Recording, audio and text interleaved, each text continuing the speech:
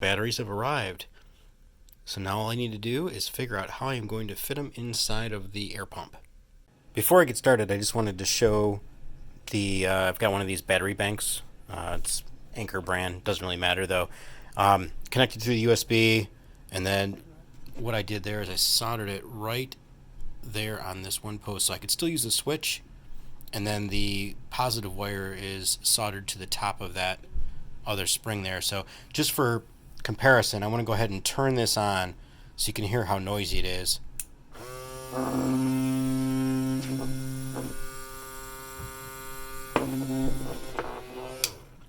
Now, a lot of that is having to do with the vibration, but it's because it's running at 5 volts coming off of this USB charger. And so these batteries that I have here will basically take it down to 3 volts, 3.7, which will lower the bubble output, but it'll also make it a lot quieter, and a little bit slightly noisier than what it used to be with the D-cell batteries, but I think it'll be good. Looking at the air pump from the inside, I can see that these batteries are a little bit larger. And I did measure them, but unfortunately they just don't quite fit right. So I got to see what I can do. I think I will have to take off these springs, but then there's this little plastic part right here there that I can remove, and I think that'll give me the length in here.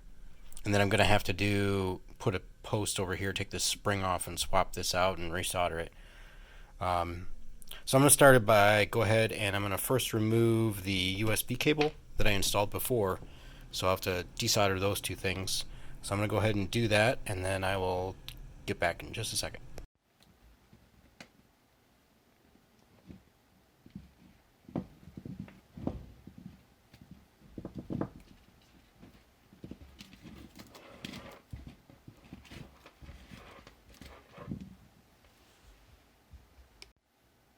Now I'm going to go ahead and remove this bottom connector, and I'm going to cut away this plastic in order to allow for the battery to fit.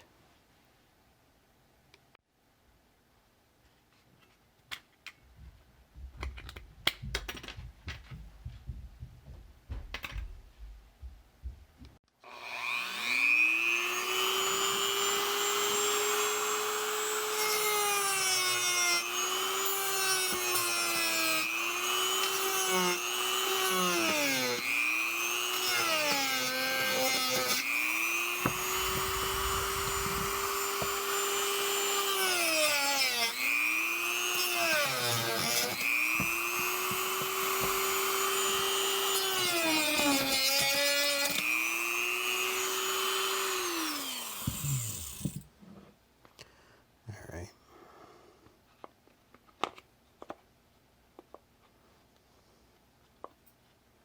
Fits pretty good. Alright, so I'll go ahead and remove the other side, and then I have to remove this metal piece because it is soldered into the switch. So I'm going to want to replace that so it's soldered into the battery. Okay, so when I removed that with the Dremel, I just used a sanding drum, I guess, and then so that removed it really well, and I had to clean it out. I mean, it doesn't look all that great down inside there. More or less melted it as it sanded it, but it will do exactly what I need. All right, so I have room for the batteries. I still don't know how I'm going to attach them in there just yet. I'm actually thinking of maybe, since this kind of goes here, drilling a hole through here and just using a zip tie.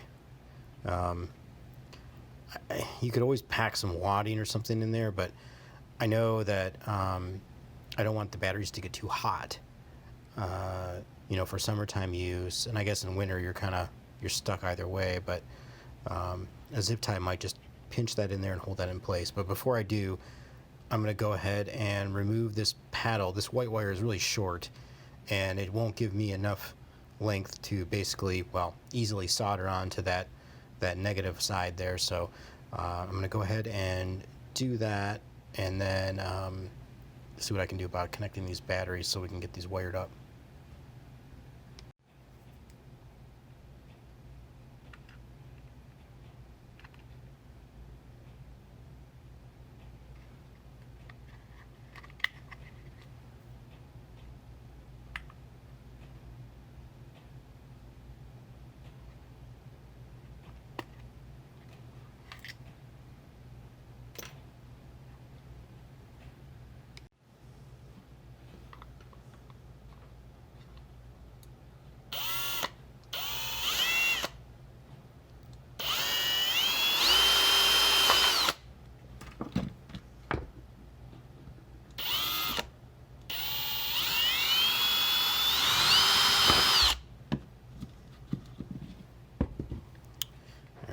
2 holes in there. That should work. I've got these small zip ties, and those should be able to hold that battery. So after drilling the holes and putting the battery in, I tried using the zip ties, and they do work. They hold it, but what happens is that it pushes it kind of up and towards the hole. So I've got this foam backer rod I just happen to have laying around. I'm going to cut a couple small pieces and put them underneath the battery, and that should kind of snug it in place in addition with the zip ties. So here's the white wire that was once connected to the switch with the paddle on it, and then here's the other one that connected to the negative side of the battery. So I'm going to go ahead and install these up here at the top of the battery, or at top of the posts here and here. And since this wire is already soldered, I'm just going to try to use it. And then I'll go ahead and connect this to the negative lead up here, and I'll run a separate positive lead down to the bottom of the batteries where the positive terminals will connect right down here. So I changed my mind. The battery doesn't fit quite right in there. There's a little bit of a gap, but if I use these spring connectors and I just cut them off to length, then I think I'll be able to use these, and that means I won't have to solder the negative leads together. So bonus. I'm going to make it happen. So I'll be back in a moment. Alright, so I have both spring connectors connected, so I'm going to go ahead and insert it in here, and then I'm going to try to fit it with the battery and just snip it off where it needs to be so that the spring will hold it in place. So I have them both in there, but to my surprise, it really holds that thing in tight. So I will put the zip strips in there, but that spring, that battery's not going to move. So as long as I can solder to these positive connections down here and run it across so they're connected in parallel, this is going to work well. So before I go ahead and finish up the positive side, I do need to connect this negative lead here that's coming off of the pump to the back end of this terminal right here. So I'm going to go ahead and solder from here to here. Alright, so I have it wired in here. It's connected to the negative lead. The 2 springs are in there. I need to solder the positive leads together and then run a line off one of the leads up to here to the switch. So I'm going to go ahead and do that. I don't have any red wire, but it is the right gauge, so I'm just going to use this blue wire here.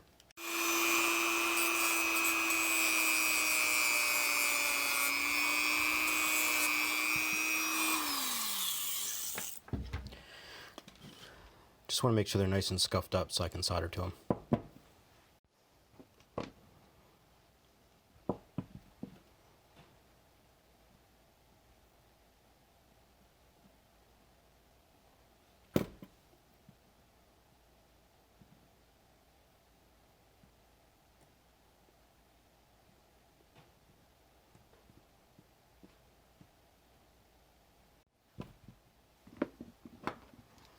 Go ahead and solder on that jumper, or that lead rather.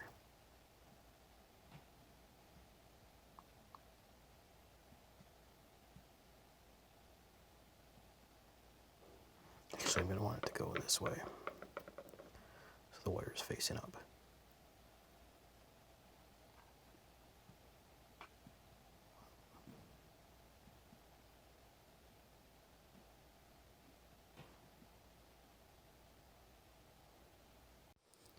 Alright, so if the wire lead's connected, and a jumper there, I can go ahead and install those into the pump housing, or the battery housing rather. Alright, so I put some of that backer rod in here. I don't know if I need it, but I figured it couldn't hurt. I'm just going to kind of offset it to the outside, or the inside maybe. Either way, it just needs to basically pin it so that the battery doesn't go this way. This way it's going to be locked in. And then I'm going to go ahead and install these batteries. Alright, so the batteries are installed.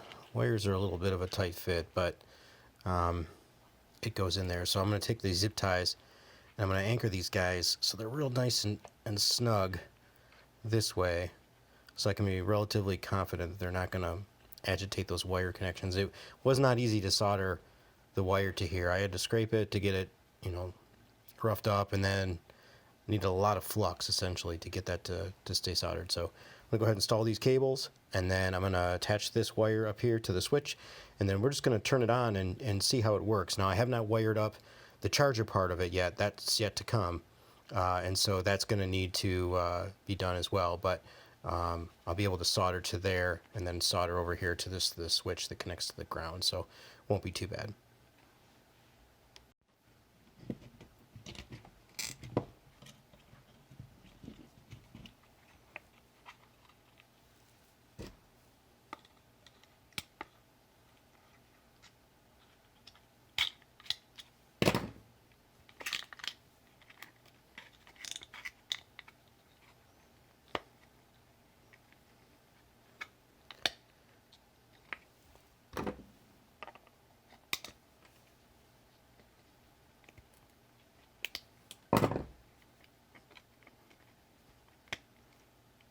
Should be good.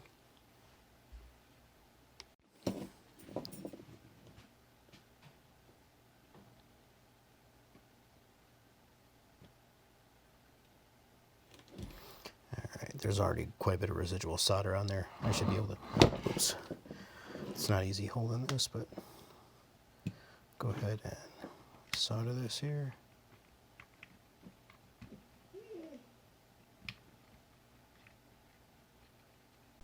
Alright, so I went ahead and I soldered the negative to the top of that post, and I soldered the positive lead to the top of that switch right there. So these two leads here will connect to the charge controller. So I soldered the negative and positive onto the leads. I want to test it all out before I connect anything to it. So I guess now is the time. Alright, so I'm going to take this, plug this in here, and we can see it light up red, which means it is charging. When it's complete, it should show green. So I'm going to let this go ahead and charge up these batteries. Alright, so here we are. I did charge this overnight, so it's the next day, and I have the board in there. It's ready to go. Just for the sound, works great, exactly as I'd hoped. So now what I need to do is I need to cut out a hole for this USB-C connection. And so all I did is I had a spare USB-C cable. I just put it on there and traced it with a pencil. It's not perfect, but my hope is that I can just cut this out, put the piece through there, and then I'll apply some epoxy or something, some kind of adhesive to the sides of this and just glue it right to the inside plastic. So I'm going to go ahead and put on a Dremel bit, and I'm going to try to cut this out.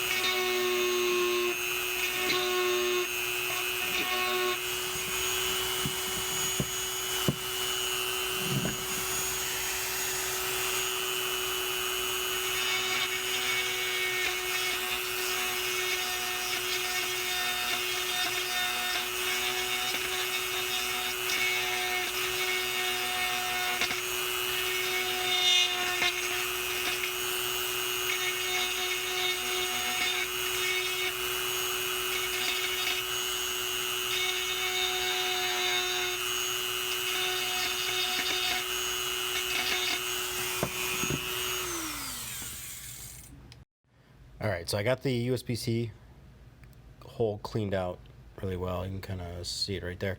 And I noticed that it does kind of go in a little bit on an angle because that's the natural shape of the the box, so that's okay.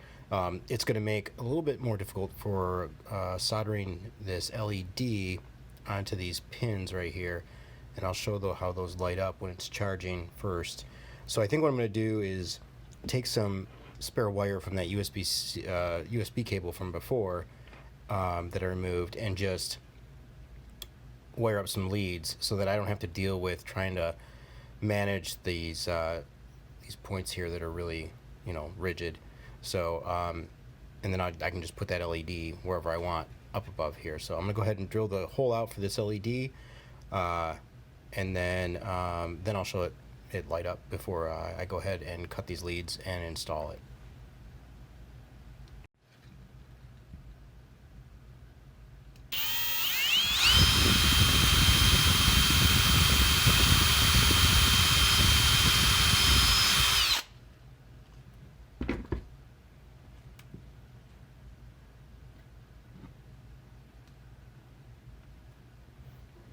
That'll work.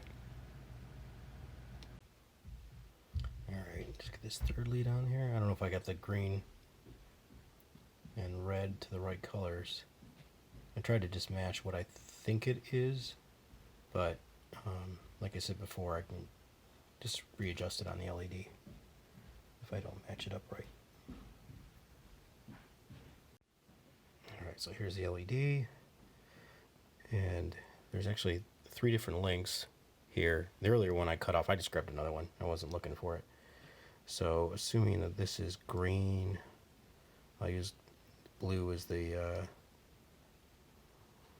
comment in here, and then I don't know if I'm going to be able to line these up. Okay. Yeah, so red would mean that it's charging. Okay, so the green goes on the shortest one. So if I cut that first, then I can solder that on. So I'm going to go ahead and do that.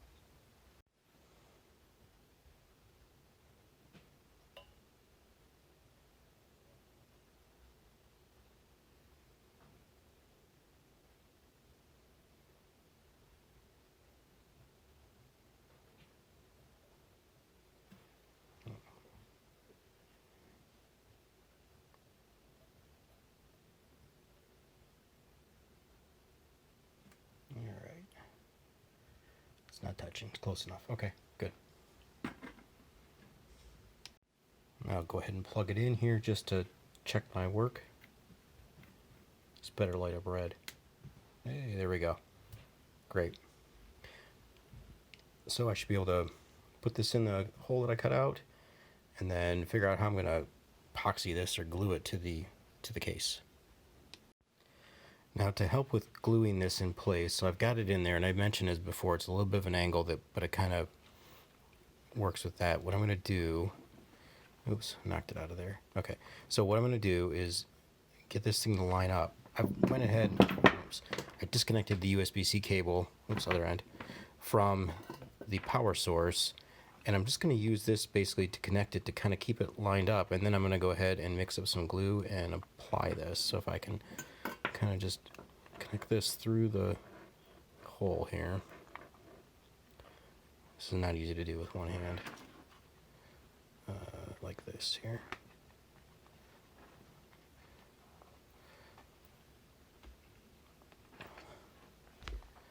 Alright. I think I've got it. I might give it a little snug test, but now I should be able to just apply some glue right to there, and it should hold it in place. Alright, the epoxy's mixed up. I've got less than 5 minutes to get this thing set into place. So I don't know how I'm going to be able to do this on the camera, but you're just going to have to trust me that I'm going to glue this in. Actually, I'll probably go pause it because I got to be very careful on how I apply this, because if I'm trying to get it on the camera, I'm probably going to get it all over the place. So back in just a second. Okay, so I have it glued up. It's all epoxied in there. I'm just using this drill bit to kind of hold it in place for a few minutes until the epoxy starts to cure. So nothing more exciting than watching glue dry. So I'll be back in a moment. Okay, the epoxy is set up, or at least as much as it needs to, and I also applied a small little dab of super glue onto the back end of that LED, just trying trying to keep that in place. It's pretty much done. I just need to maybe clean up this little, so the case will close. Looks like a little epoxy on there. So yeah, I mean, this is it. I took from D batteries to D cell batteries to these lithium ion batteries. So, you know, I've got 11,000 milliamp hours at, you know, from 3.7 volts at 20 amps. So huge improvement in time and how long these things are going to last. So I'm going to go ahead and put the cover back on, and then we'll plug it in just to kind of give it a test, and I'll connect it to the box. Okay, so put the cover on.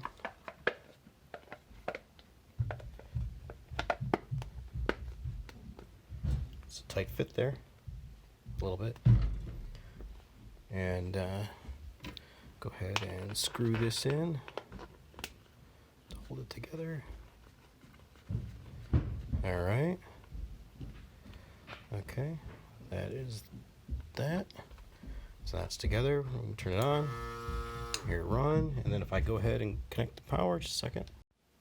All right, so here's the USB-C cable. I gotta be careful. I don't know how much that epoxy is fully set, but there it is. The light is red, and when it is fully charged, it'll turn green. So all I gotta do now is hook it back onto the middle bucket.